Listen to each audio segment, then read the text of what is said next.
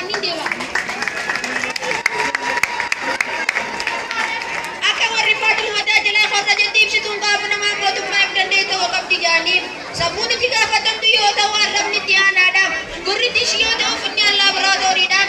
Ijji baawusaa yaa ta'u ilkaan warshaa garan baankii miilli konkolaataa harki gibirinaa muddummaa saganyaaf Afrikaa ta'uu isaanii nu himaniiti jiru.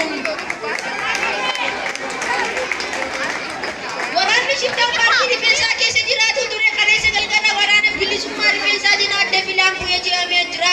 Innis waan akka malee aanee waraanni isaa godina surree aanaa bitaa adda bitaantii irratti leenjifataatu jiru.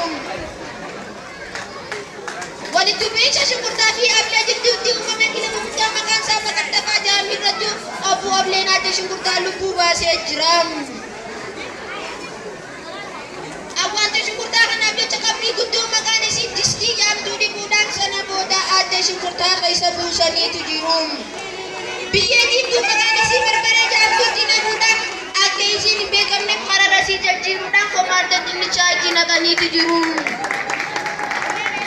Mucaan umriin isaa ji'a jaha fi walakkaa tokko osoo karaa deemaa jiru sambuusaa dalagamaa jiru tokko harka itti maqee bitatee osoo sambuusaa nyaatu sambuusaan isa fi'ee gaggabee hawaasni daldala dhaabee dhufee mucatti bishaan qabee mucaa osoo bishaan obaasaa jiranii sambuusaa ni irratti ta'e tokko godhatte mutuudhaan mucaan sambuusa jechuudhaan sambuusaa lakkoo isa qablee hawaasni itti guuree jira.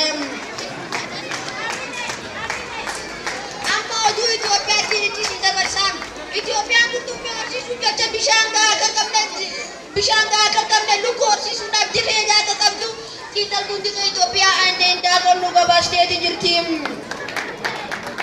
Konkolaataan maqaan isaa Saalaan Baas jedhamu dogoggoraan bakka benziinatti haraqee naquudhaan konkolaataan akka malee machaa'eef gubbaan garagalee balaa guddaa uumeeti jira. Itoophiyaa keessatti dargaggoonni biiliyoona 10 lakkaa'aman fuudhas daachuudhaan kilaba dargaggummaa keessaa jiboo isaanii itti gaafatamtuun haruusa Itoophiyaa adda beeloon nu gabaastee jirti.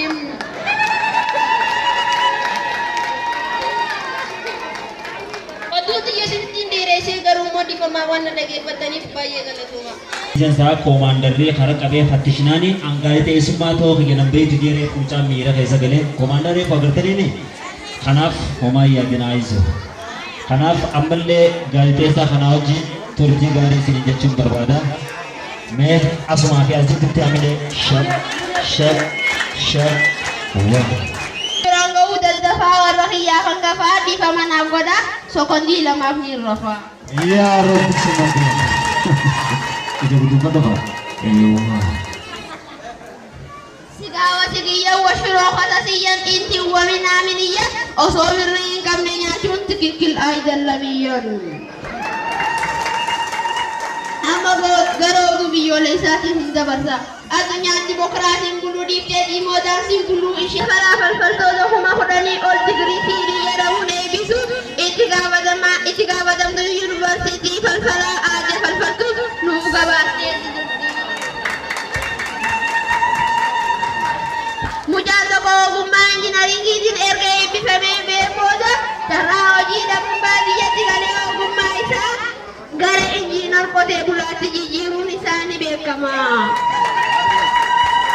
Namni yeroo jimaa qama olii baala sararaan naguuf jarjaru dhufuu haala mijeeffataa akka jiru ni beekama. Namni afaan Ingiliffaa karaa salphaatti baruu barbaadan salphaatti faranyiin uffattee keessaa duudee akka uffatan gamanumaan taa'ama keenya isinii dhaamna.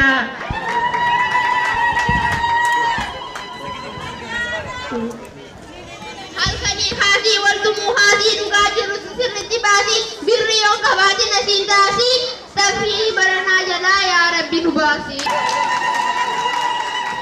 Afaan barbaanne yoo dubbanne eenyutu nu gaafata oduun har'aaf qabnu asumatti dhaabbata waan dhaggeeffatan baratooma.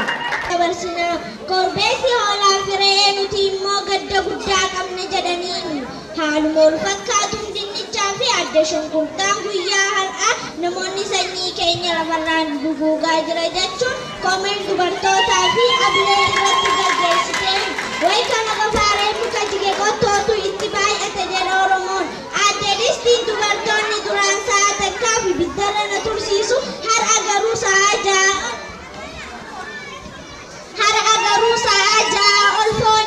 shunkurtaan na bilcheessu jechuun imimmaan gurraacha cilee jedhamu hedduu dhangalaaste. Barataan tokko keejisirii irraa duukana dhagahuun akkana jedhee guyyaa nuti tattaaffii baradheera gammachuun ibsannu re'ee fi hoolaan maaliif komii hin taane dhiyeeffatu hoolaa firee